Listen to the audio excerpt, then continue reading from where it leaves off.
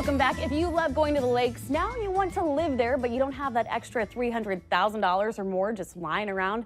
So how do you go about financing that dream property in Lakes Country? Bryan Buhr, a Lakes area expert and real estate agent at Berkshire Hathaway HomeServices Premier Properties, is joining us to explain exactly how you can turn that lake dream into a lake reality. Bryan, thanks again for joining us today. What would be the easiest way to finance a lake property? Yeah, so the easiest way to finance any property is your primary residence. You know, you have a low down payment, you have lower interest, you get a good interest rate, and your homeowner's insurance is a little cheaper because you're there all the time.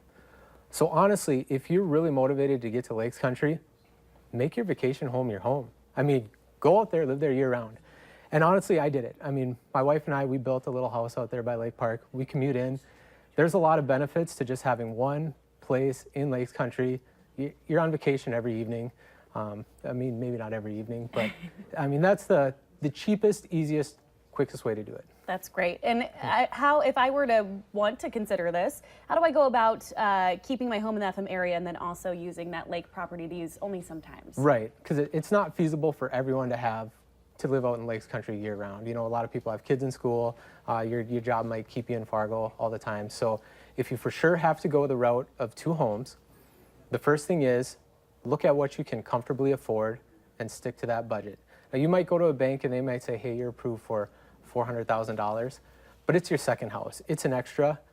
Don't stretch yourself that far. If you're only comfortable at payments maybe around $200,000, keep it where it's reasonable for you, because if you're working overtime and if you're not enjoying it out there, you're going to come back to me 2 years and say, Bryan, why did I buy that expensive lake house? But if you stick within your budget where you're not, you know, working overtime, making ends meet, you can go out there, actually enjoy it, and it's going to be a really good time for you out there. What kind of down payment are we talking about for a second home?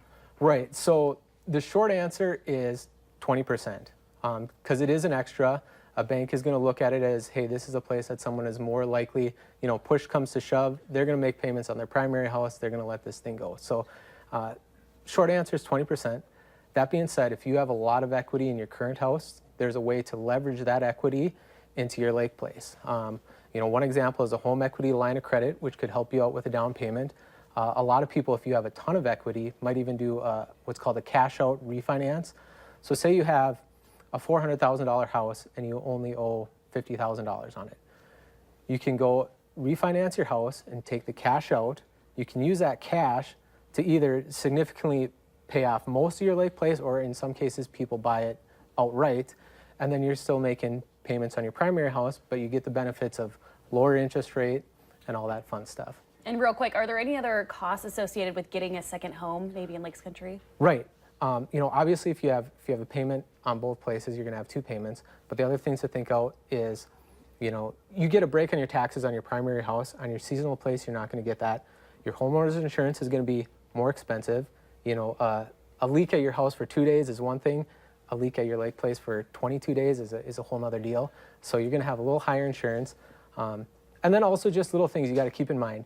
You might need 2 lawnmowers. You might need extra furniture, stuff like that. But you know, you probably will save money on boat storage. You don't have to buy a slip. There's so many other things that make it financially smart that kind of outweigh the cons.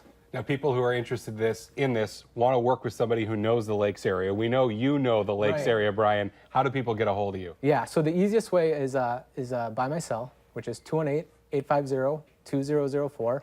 I also have a personal website, which is www.fargotothelakes.com. So Fargo, the word thelakes.com.